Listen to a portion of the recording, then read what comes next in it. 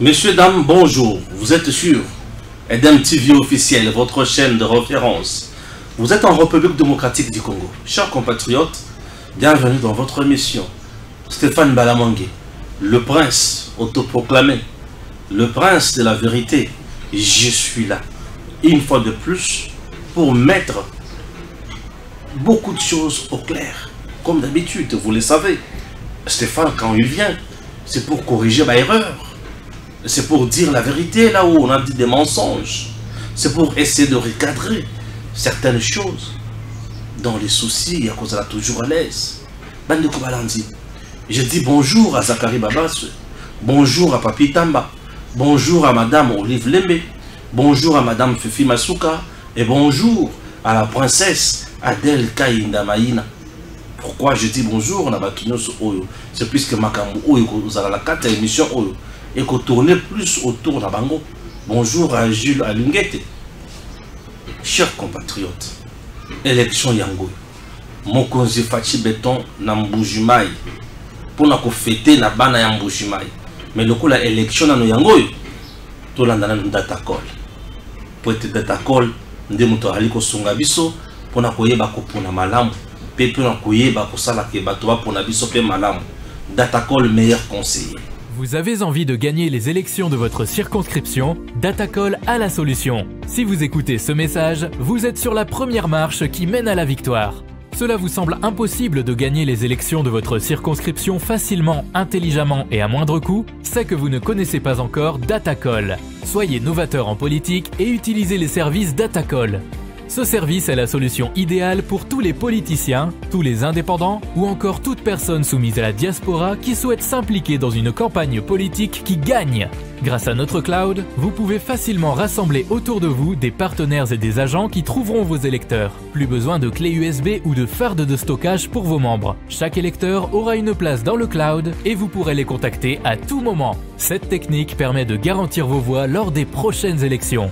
Vous êtes électeur? Soyez vigilant et vérifiez la transparence de votre candidat. Chaque candidat crédible se trouve sur Datacall. Si votre candidat ne s'y retrouve pas, il ne sera pas joignable et vous ne pourrez pas lui faire part de vos besoins. Il est donc inutile de voter pour lui. Vous êtes entrepreneur? Rejoignez l'équipe en devenant consultant de politicien pour la campagne électorale. Non seulement vous aiderez une personne qui veut faire bouger sa région, mais vous pourrez également gagner de l'argent. N'attendez plus, créez un compte Datacall et soyez le plus tendance des politiciens. Des milliers d'électeurs vous observent à travers Datacall. N'hésitez pas à créer votre compte sur www.datacall.com. N'hésitez pas à créer votre compte sur www.datacall.com. Merci beaucoup. Meilleur V d'abord. Na bande konyos bolanda biso de partout. Meilleur V na Kalonji TV. Kalonji Mulumba depuis les États-Unis. Celui-là c'est mon frère. Il fait un grand travail dans la dénonciation. Il fait un grand travail pour notre pays et il fait aussi un grand travail pour le régime du président Tshisekedi. Kalonji Mulumba TV. Je pense à vous mon frère. Ce qui a inakin, ce qui a bengi au bureau oui. Rassure-toi qu'il est déjà dans les couloirs. Ce qui est au Kossier, au Sambo, au Kuta. Merci beaucoup Kalonji Mulumba. Hein? Merci. Kalonji TV, merci pour le travail aux Osala. Nous faisons ce travail en famille. On a un beau cannabis. Les Congolais des pères et des mères. Les vrais frères. Merci beaucoup, na papa Bakenge Kadimalousse.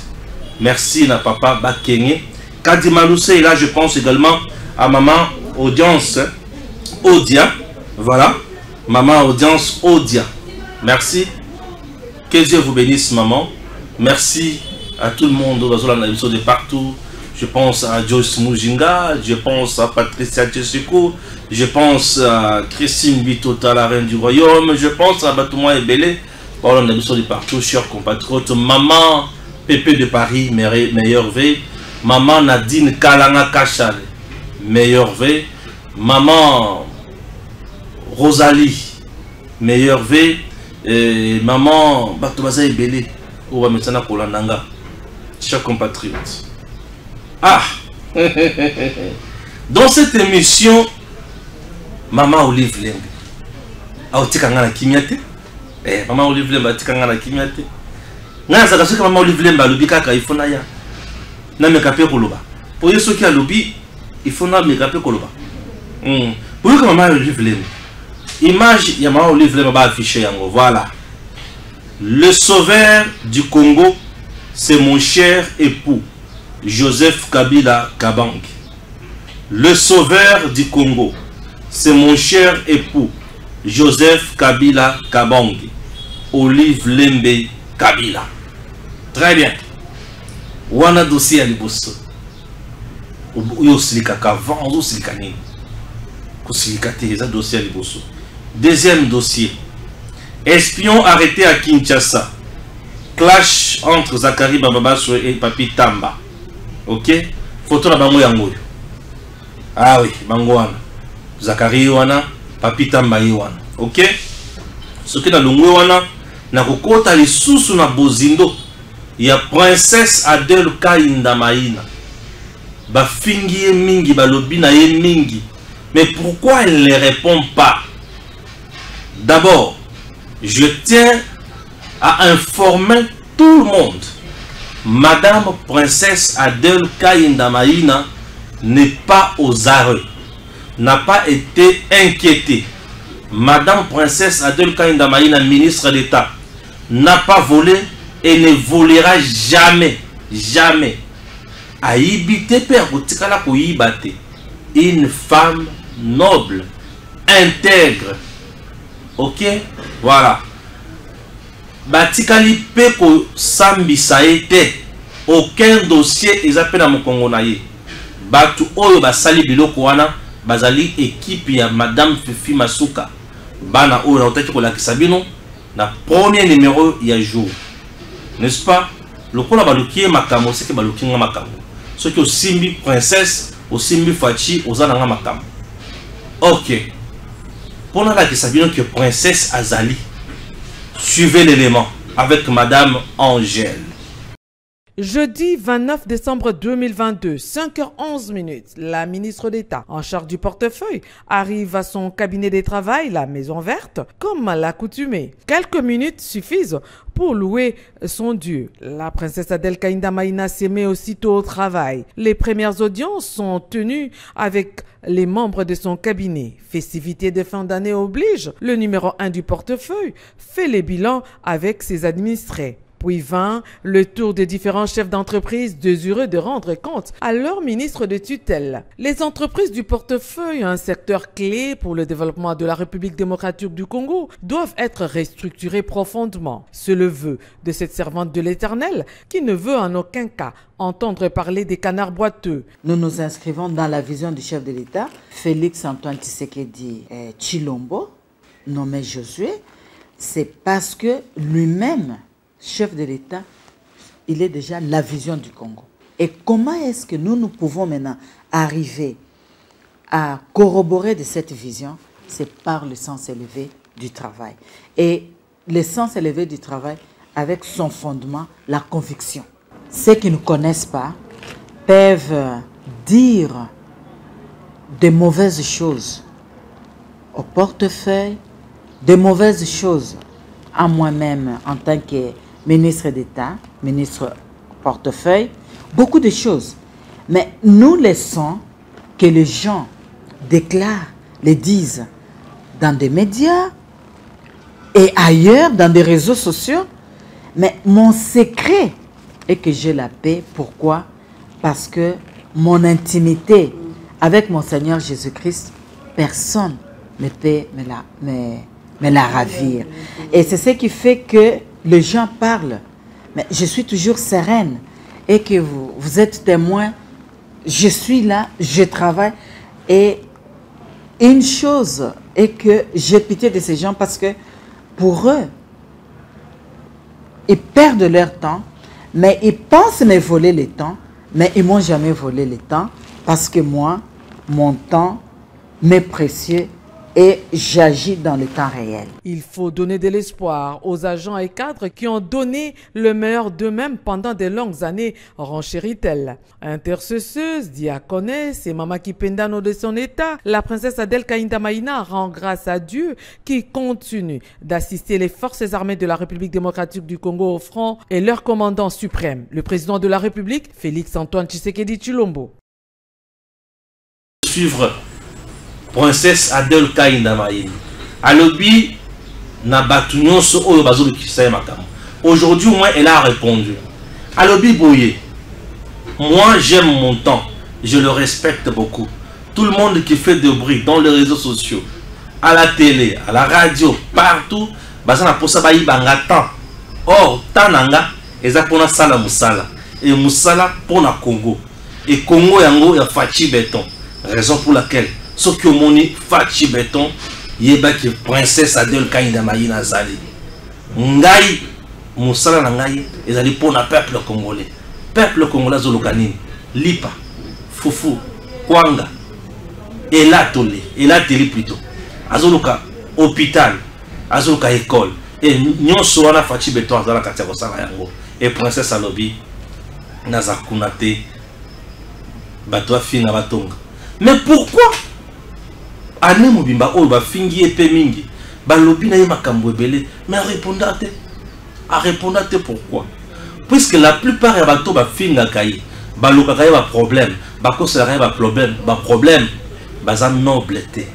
Princesse Adèle Kaïnda Maïna est très noble, est très sacrée.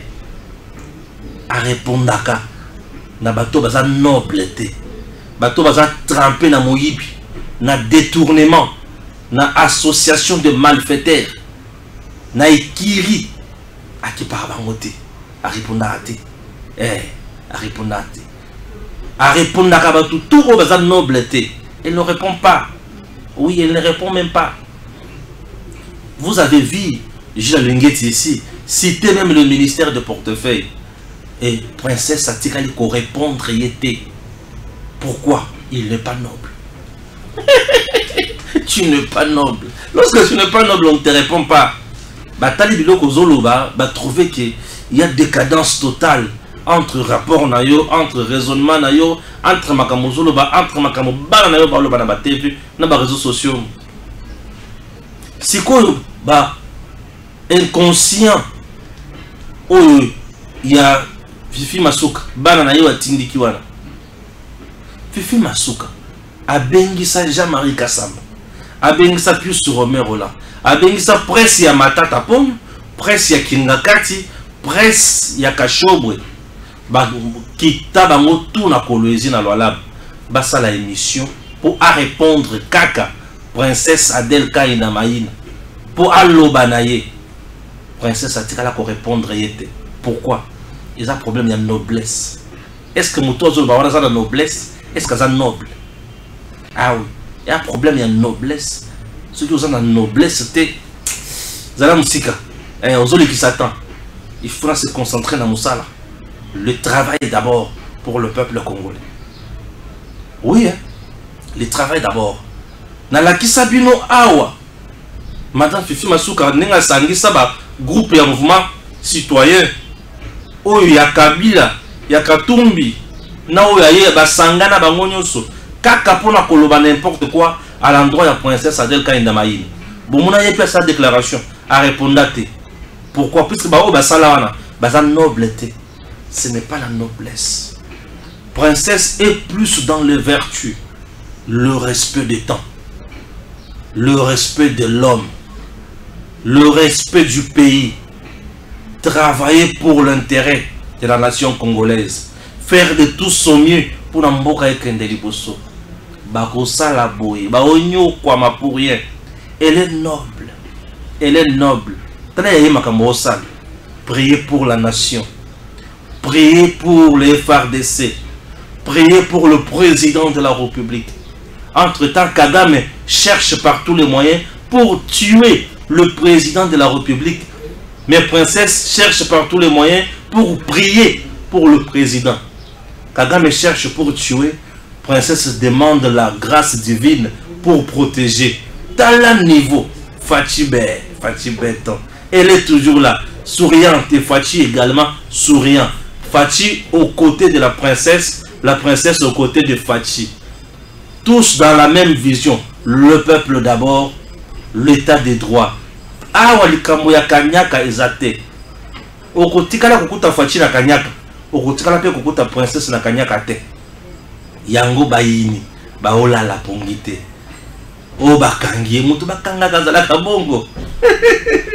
Beaucoup souffrir, chercher la noblesse. Princesse Adel Kainda Maïna, la noblesse oblige. Eh, papa chéri, voilà, ça c'est Stéphane qui parle. Le prince autoproclamé. Stéphane Balamang et les soldats du peuple. Chers compatriotes. Eh, nakotana na makambo ya Papi Tambana Zakari Bababasu. Zakari Bababaswe. Alobi Kabila Zala Claire Nabiso. Kabila Zala Claire Nabiso. Tu as dirigé ce pays pendant 18 ans. Ndenge Zawana, comment expliquer Makamotomuna et comme Boye Zala Claire Nabiso. D'un côté, Kabila Zozonga bon retour. De l'autre côté, total que Mibeko ils ont empêché. Mais à cause de la nanzela nini, j'ai l'impression que à cause de la nanzela oyo à côté laka nanzela nini, à côté na pouvoir à l'âge de 29 ans, tango président ou qui est en fonction à Koufa Zalaka assassiné. Nzela oyo à côté la pouvoir, à côté la pouvoir nanzela wana, sikoyo. Mibeko ilobi ki yako ki kozonga le sous-président. Mais batunaye bazolo bake azozonga bon retour. C'est-à-dire, azana posa assassiner les sous o yaza en place pour akota. To azana posa ba assassiner o yaza en place pour yakota. Tina o wapi boyoki ba ONG na ba ngomba, ba ONG na ba zamba, ba Kagame kuna zoganga bazolo kanini, ba sala nyuso par tous les moyens, ba boma président de la République. Puisque à dehors il y a Nzela wana, Nzela Moussoso Kabila kozole la pouvoir exaté. Mais pourquoi bazolo avec insistance? Pourquoi bazolo avec insistance qu'azozonga azozonga? Mibeko eboy. Est-ce que bayebi mibeko te? Bayebi. Pe bayebi très vite mibeko et pekisi yazonga. Mais pourquoi balobi azozonga? Balobi azozonga pour bayebi Nzela ni na kozonga. Et Nzela oya kozonga là. À part assassinat, à part coup d'état, Nzela Moussoso exaté. C'est-à-dire, bazo préparer coup d'état. Yango, Zakari Bababa sur le bi, Kabila Zala Claire. Zakari n'a pas insulté. Il a tout simplement analysé le fait, analysé les événements, analysé la réalité, et puis étant leader d'opinion, a le dit Zala Claire. C'est tout à fait clair aussi. Puisque Kagame et Kabila bakota na pouvoir na même système. Kagame a kota na pouvoir après coup d'état contre Abiyarimana. Kabila était bénéficiaire d'un coup d'état dont l'auteur est ignoré. Kabila était bénéficiaire d'un coup d'état, mais nous ignorons l'auteur. Puisque jusqu'à présent, aucun procès confirme qu'il y a un coup d'état. Tout ça, procès, on a tout ça, la vérité, on a mais tout le monde a dit qu'il y a des bénéficiaires, il y a un coup d'état. Comment tu peux être bénéficiaire d'un coup d'état, il y a assassinat et il y a aux centre. Puisque RDC est un royauté. C'est-à-dire, nous risquons d'être tentés. Yakolobaki, monsieur connaît l'affaire. Mais ce n'est pas ce que je dis. Ça c'est de 1. De 2, Kagame a fait un coup d'état en tuant, en bombardant l'avion qui transportait le président burundais et le président rwandais. Donc c'était un coup d'état direct et indirect. Donc Kagame a fait un coup d'état dans deux pays directement. Il a fait le coup d'État au Burundi, en même temps le coup d'État au Rwanda. Pour ne serait-ce que comme président il y a Rwanda. Vous voyez où? Alors, Bino a besoin ganga. Maintenant, je dis Papi Tamba, bonjour. Zakari Baba, lorsqu'il dit que Aïs la claire. Yo olobi ki Kabila za moninga na yote. Tu fais partie des Congolais inconscients. Des Congolais qui ne savent pas protéger leur terre. Papi Tamba dit que bisika Kabila kola oyebieti. Papi Tamba. Kabila quand tu es venu au pays, à côté de la infiltration. Hein? Bonjour Papi Tamba, bangwana mibale. Bangwana mibale na bangwana mibale.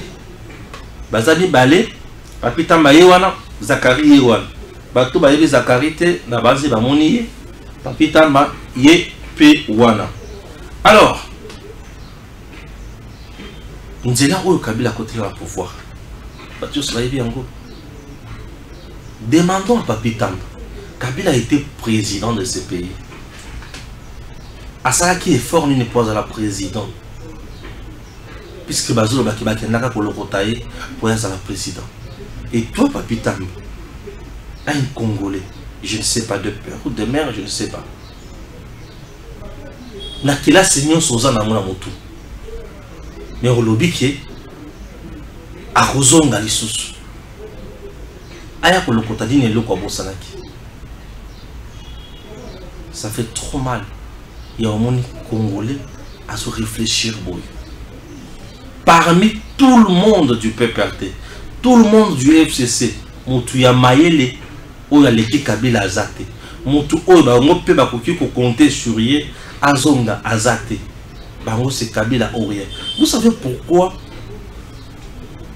tous ces gens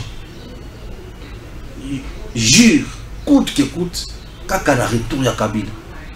Basolo Kabila Azonga, pour bayebi que Kabila Aza oyo ya bango mobobe. Grâce à Kabila bango bakokoma ba millionnaire. Oui, grâce à Kabila, la minorité au Congo a komaki millionnaire et la majorité bakomaki batuyanzala. C'est ça, ce sont des choses où il ne faut pas maîtriser bien. Sous les régimes de Kabila, poigné à Batomoke, bazalaki batombongo batosara bamote. Batuba ya lukumu, batu ya kubangisa, batu ya kukangisa na pete, soki bakangisi yo ke boloko, batu ya bokonziko, batu ya bokonzi. Et tous ces gens-là, aujourd'hui, bazor capacité à kuyiba les sous-soutés. Tous ces gens-là, bazor la capacité ya kusala ba faire na bango le sous-soutés. Parce que les lorsque sali à faire, il faut zala en ordre na mibeko. Pour na kufuta mpako. Mais bango na tango na bango babana kufuta mpako te babana ozala en ordre te. Yango bomoni balela Kabila tilelo.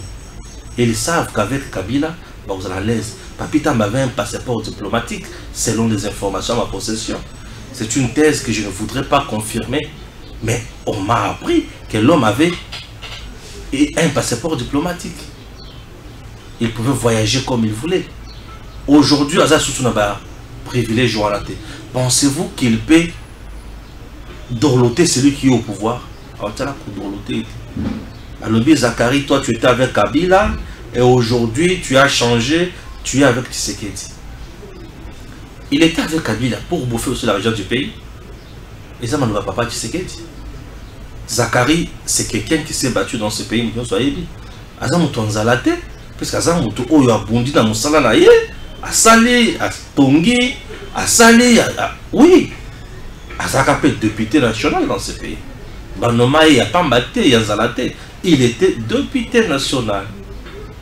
Oyo Papi Tamba, il n'a jamais posé ni député provincial, ni moins chef de quartier. Donc c'est un monsieur, on va continuer de gagner, on va continuer de gagner, alors bah nous sommes le bawana, à fin d'année nous sommes fin d'année. Au cours de nos autres bêtes, nous sommes pas on dirait mon tamoni le kwamabe. On dirait mon ndoki, ruya wana pour na koloba ce qui n'est non. Batou, il faut pas y sortir. Aujourd'hui, pour bino bozolo ka Kabila zonga bozolo ka Tshisekedi avanda la pembe totali makambo Tshisekedi ya sali la Congo totali makambo Kabila sala la Congo mais bino bomoni ke o Tshisekedi ya sali za mabe o Kabila sali ezaki malam. Écoutez-moi, sur le plan juridique c'est impossible Kabila zonga. Sur le plan sociologique, c'est difficile pour la population à fond la nité manaye à pour la Kabila. Donc voilà, c'est qui ce qui m'a. Tous les bidons. Boza bateau, il faut bopper sa merci dans Félix Tshisekedi. Quand le Kabila y a un pouvoir, à son pouvoir, et Belé va rentrer dans la prison. Mais qui est le lot? Il y a bien un bateau qui va en prison. Quelques petits messieurs ou bazo finga, ne bien que s'en charger dans bango, bakoti boloko. Mais pas maté boy. Vous êtes à l'aise, très à l'aise. Et mon totem mon côté, ou azo ya pona kotongi sabino. Est-ce que nous pouvons dire que bozo côté ça va tourner distraction et vous êtes des gens où il faut par moment qu'on a vous discipliner bino. Ça dérange, ça nous complique. Tozo yebati, bon mi mabiso wapi. Chilangai mama Olive Lembe. Maman Olive Lembe et Wana. Maman Olive Lembe. Ah oui. Ah, Romoni, Maman Olive Lembe. Azolo Banini.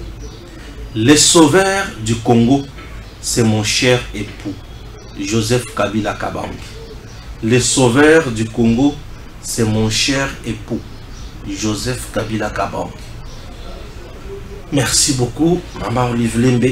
Les sauveurs du Congo, c'est mon cher époux, Joseph Kabila Kabange.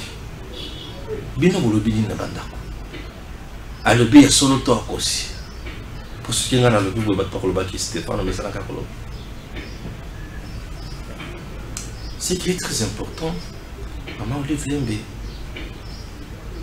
aime bien son mari. Pour qu'il y ait un balai macasse. C'est tout à fait normal. On va aller balayer, pas non. Ça n'est pas un problème. C'est tout à fait logique. Bon, on appelle encore dans le mois trop tard. Bon, c'est quoi? Non, quand on a tout analyser mot par mot. Les sauveurs du Congo, c'est mon cher époux, Joseph Kabila Kabange. Mon bic ici à Congo, Azali. Mon longa ni nangai, mon bali nangai, Joseph Kabila Kabange, mon bic ici, les sauveurs. Bayaka ko sauver, mutu oyo azokufa, to bato bazokufa. Bayaka ko sauver, musala to mboka oyo ezosika to ezokufa. Kabila sauveur. Bon, ezangai nde mutu nazo zala la compréhension ya mot sauveur te. Tout les Maman Olive Lembe. Les sauveurs. Ayaka kobi ça, toyaka koboma. Ah. Bon. Nazo za complication, on comprend.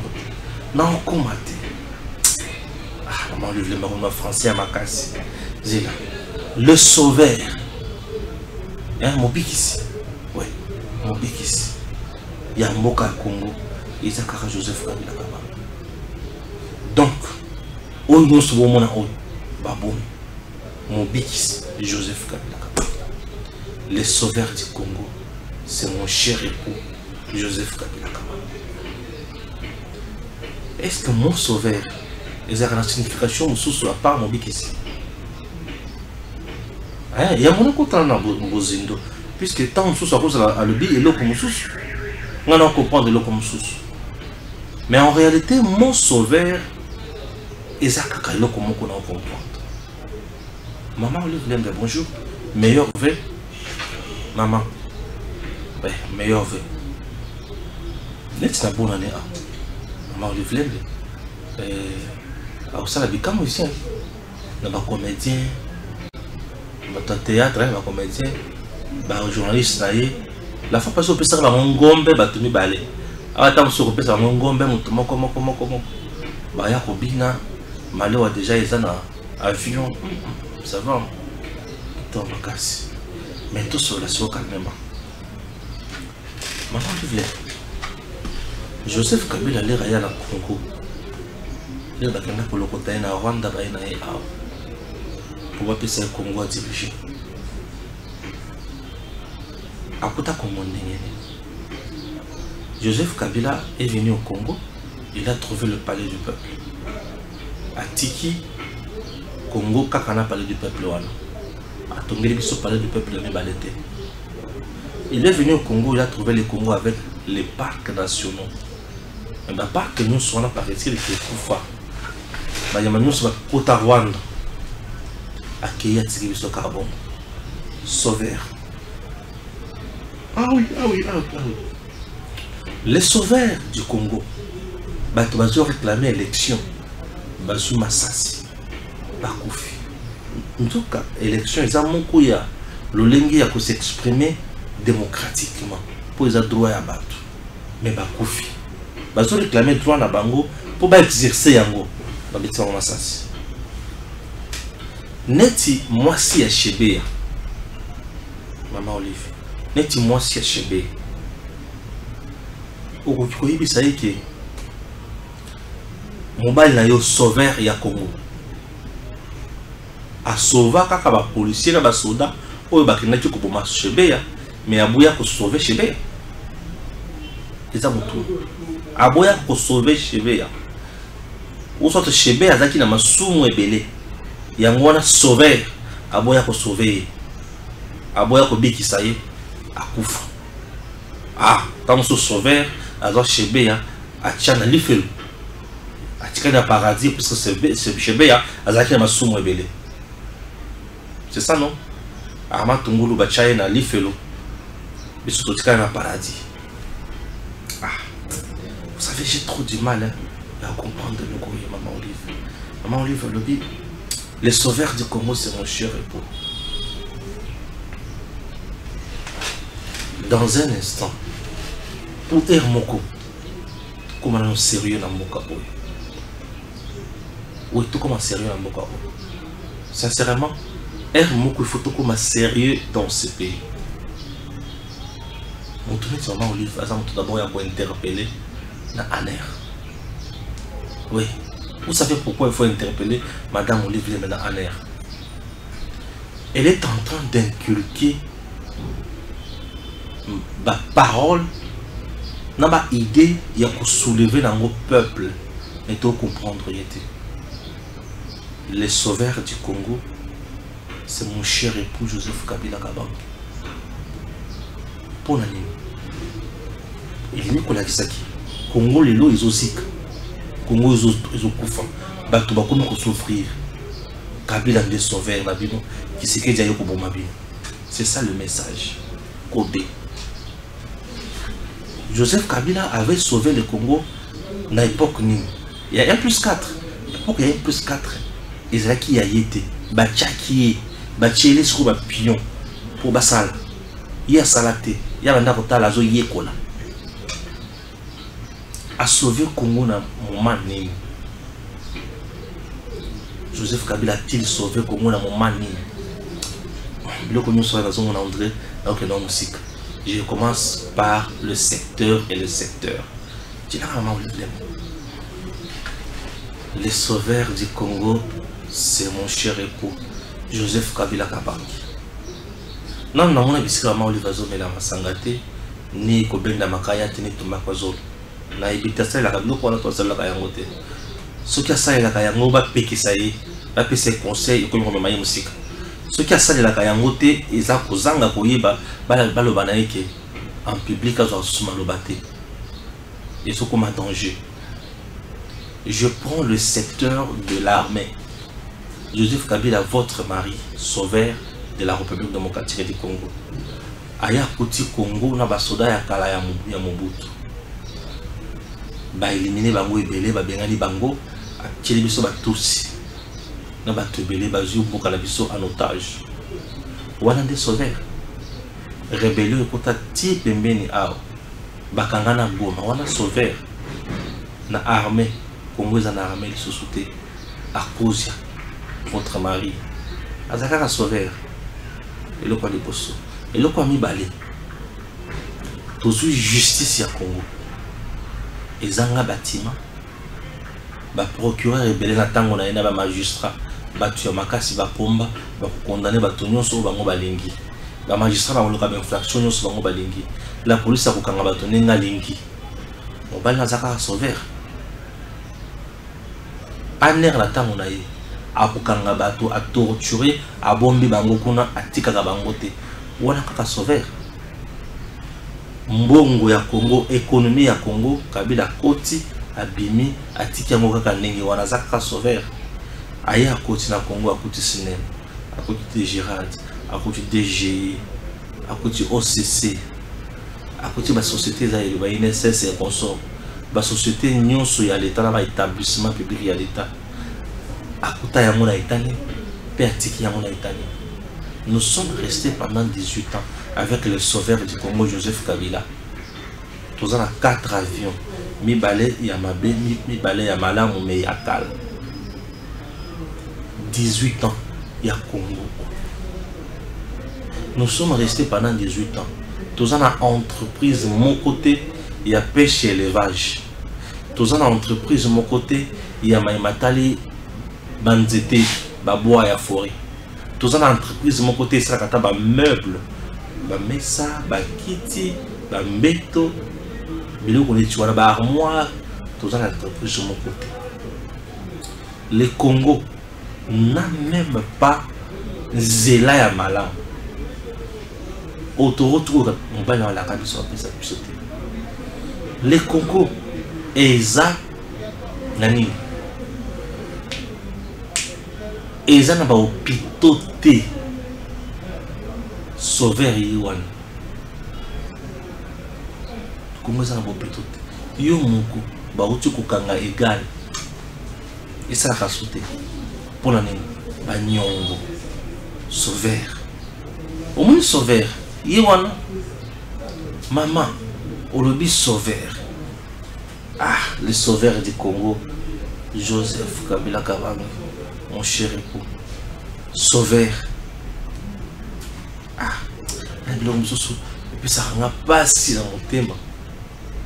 Comment il va au talaï kakalinga zoloba. Aloba ninga linki.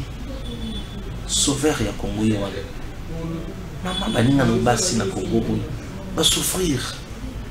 Baninga no basi. Moninga no mwasi. Comment vous vous sentez? Ozona kati ya ko vanter mobali na yo. Aza sauveur. Sikoyo, moi si achebe ya pe vanter qui? Son mari aza ibembe. Et balobi ke mobali na no tabomaye. Balobi on a justice ça. Na procès baloba ki yango. Ke mobali na yo ndi mutaboma mobali na ye. Moi si achebe ya pe regarder madame Olivier na mesoni. Maman a reçu mon kédi. Bah, il dit que Kabila est sauveur et à Congo. Elle peut regarder Madame Olivier Melami Sonini.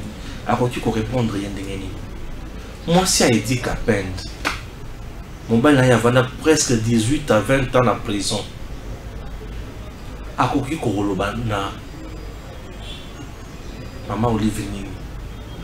Moi, si à Mbouza Mabe, Général Baouma, Mamadou Ndala, Bakoki Kolobana. Madame Olivier, moi si Armatou Moula moi si à Chebea et beauté type plutôt à Kolobani, Bana et Franck Ngike, les journalistes dans mon bel, Beta Massassi, Bakoki Kolobani, Tango mon bel Naza sauveur.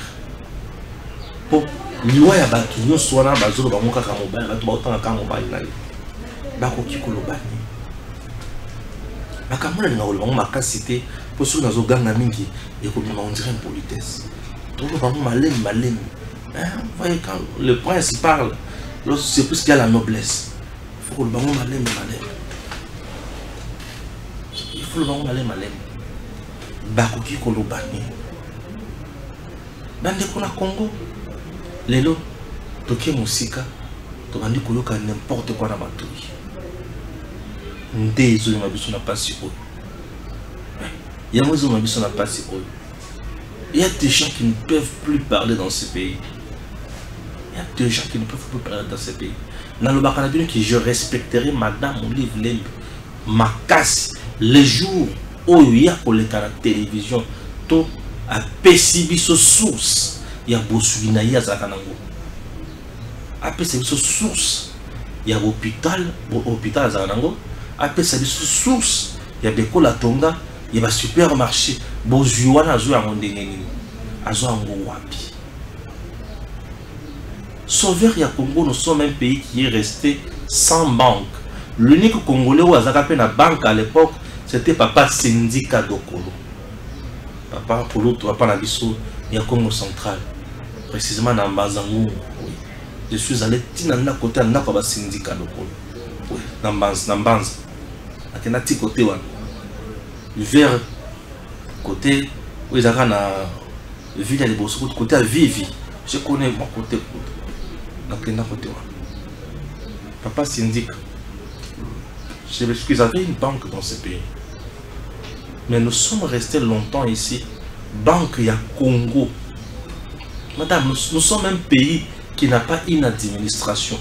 Les sauveurs du Congo, Joseph Kabila Kabang, a payé sa carte d'électeur.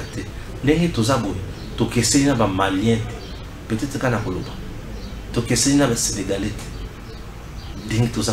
Et là, pour mon côté, nous n'avons pas une carte d'identité durant 18 ans. Un pays sans administration. Toutes nos frontières poreuses à cause du sauveur Joseph Kabila. Il n'a pas construit l'État. L'État, ce n'est pas construire les bâtiments à Gombe. L'État, c'est restaurer son pouvoir à tous les niveaux. L'État a bandit le président de la République. L'État a bandit la chefferie, la secteur, la territoire, la province, puis la présidence. L'État a bandit. Même le chef du quartier représente l'État. Un chef du quartier représente l'État.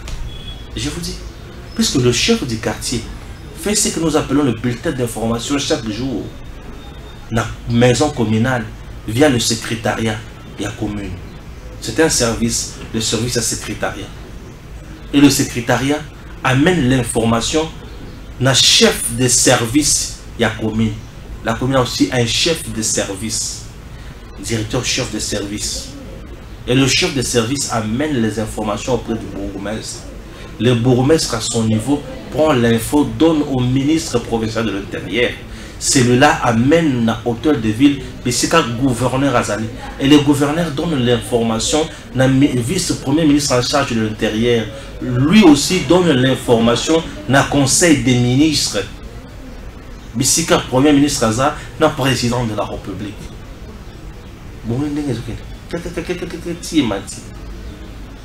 Votre mari, les sauveurs du Congo, a sali les bisonini na niveau nyonsoa.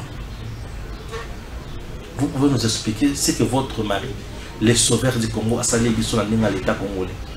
Tout ce que Joseph Kabila a fait dans notre pays, il a créé la bourgeoisie et la médiocrité. C'est ce que Joseph a fait, votre chéri. Pourquoi? L'unique travail que Joseph Kabila a laissé dans notre pays, c'est devenir ministre, devenir gouverneur, devenir député national, député provincial, sénateur, mandataire public. Dans l'administration, tout le monde se bat pour aller au Parlement. C'est tout ça que Joseph a créé. Joseph est allé plus loin en faisant une très mauvaise lecture des choses. Le démembrement territorial, oui, on accepte.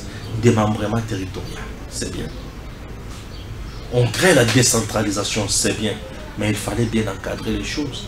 Il fallait orienter les choses sur base de la capacité à Mokanabiso, Nayabatou. Vous avez une province qui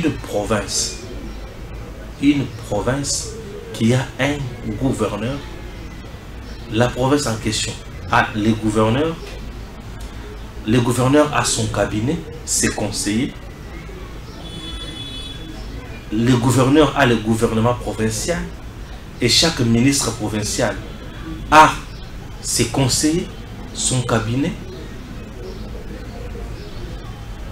Nous avons le directeur, le chef de division, le chef de bureau, et ainsi de suite. Ça, c'est pour la province. Vous ajoutez l'Assemblée provinciale, le député provincial, ce n'est pas moins de 30. Tout le monde là est pris en charge par le gouvernement provincial, par l'État. Qu'est-ce que la province a? Outuni ou qui passe. La province produit quoi? Outuni ou qui passe. La province manque quoi? Outuni ou qui passe. Et Kabila Kenda. Et Banda Makamona Sélématiré. Même la décentralisation qui prévoyait la rétrocession là, et par Kabila, c'était toujours impossible. Malgré le système qui est déjà en place, nous sommes Kabila. Oui, ça relève de l'ignorance constitutionnelle. Pour aller au Tanga après que vous avez le président. Nous sommes Kabila 6 classes, c'est-à-dire, tant que nous sommes Kabila au Congo, à Tanga quitté. Kabila tangi, tango silisi ko Kambabiso 18 ans après. Il y a un bon monde au Congo, et là bateau et peli, oh, bateau et ça la source bien. Bateau Kabila a 15 ans, à 18 ans, comme il a 33 ans. Au courrier, il savait que PG, il y a que PG a convoqué le ministre de terre. PG. C'est tout. Tout n'a pas battu. La différence entre le procureur, entre le parquet. J'ai été condamné au parquet. J'ai été condamné au parquet. Est-ce qu'un parquet condamne? Ou c'est le tribunal? Donc c'est compliqué. On va frire à Kabila. Et Katumbi là, qui te dit que j'ai été condamné au parquet, aujourd'hui il veut devenir président de la République. Oh, les babénis, tout ça, les lamboko. Oh, les babénis. Maman, il va côté comme ce qui vient. Oh, les babénis, tout ça, les ton mari a dit le Congo m'a tout donné. Congo est pessier yo. Au beau télé ban. Il faut quitter. Azu qui m'a kati, il faut quitter. Azu mbongo il peut il faut quitter. Est-ce que tout ici que tout ça pour ça pour sauver les choses. Il y a mon petit dans problème il y a l'objet qu'on a eu. Non. Azana pour ça derrière pour se sauver. Joseph Kabila n'est pas sauveur. Mais il cherche à se sauver. Il veut se sauver. Pourquoi? Bah crime ils a ébélé où il est quand il a régime naï. Mon yibi ils a ébélé où il est quand il a régime naï. Le Kouta ils a ébélé où il est quand il a régime naï. Maman Olive lorsqu'elle dit Joseph Kabila son cher époux est sauveur de ce pays, je dis faux. C'est Kabiso Kimia. Nous avons côté dans mon thème Kabiso Kimia. Ce qui est à niveau de Nzambe, Satan à côté on a mon thème. Ayindi sango. Bosana Congo. Bosana Congo. Et quand on est encore, Bosana Congo. Que Dieu bénisse la République démocratique du Congo. Qu'il protège le président Tshisekedi. Que Dieu me donne toujours la force et l'inspiration pour analyser ces choses afin d'éclairer l'opinion qui risque d'être désorientée par des propos malencontreux. À très bientôt.